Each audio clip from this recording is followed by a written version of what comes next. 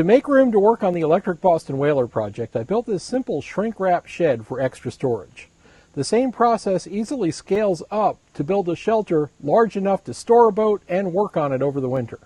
This framing kit from 2x4 Basics includes materials and cut lists to build a shed either 8 or 10 feet wide. Square lumber cuts are then held to the correct angles by these brackets. Expand dimensions to increase width and combine kits to make longer structures. I adjusted the roof and sidewall 2x4 lengths to get the width I needed and the inside headroom I wanted, while still covering it with a 20-foot wide roll of shrink wrap.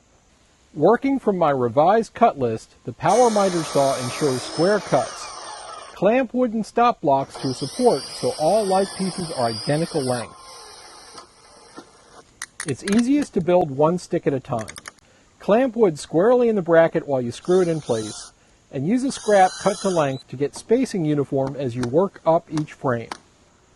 I added these diagonal straps and overhead supports to stiffen the shed, since I replaced the kit plan's plywood sheathing with quicker, less expensive shrink wrap film.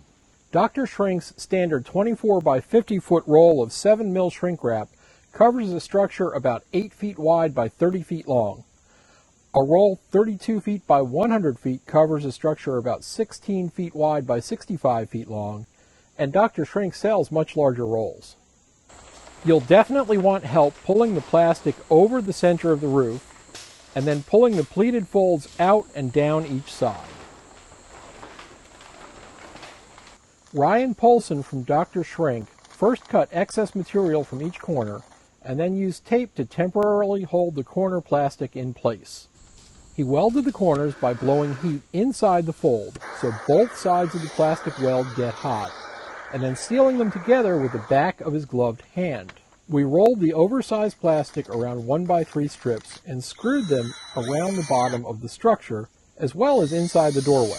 As soon as the product starts to shrink, that's when you want to continue working away from that area with the heat tool. You'll see it when it hits shrink temperature, it'll go completely smooth. You don't want to make 2-3 passes by it. That's when you generally run into the trouble of thinning the material out or burning a hole. Start in a small area and you keep working that warm shrink wrap until the complete side is done. The idea is you only want to hit the plastic once. You don't want to go back and reheat anything. You want to get it right the first time, and you have a nice, tight, wrinkle-free cover when you're done. Shrinkfast's new scaled-down consumer heat tool heats a little slower, so it's more forgiving. Ryan applied heat from the bottom up, as high as he could reach, and then worked around the back and opposite side, saving the front around the doorway for last.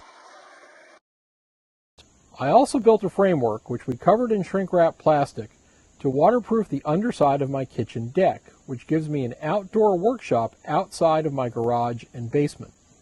All totaled, I have a $250 shed I should expect to last for about 3 years out of this cover, and I can recover it again after that. Check out Boating's website for a closer look at this project.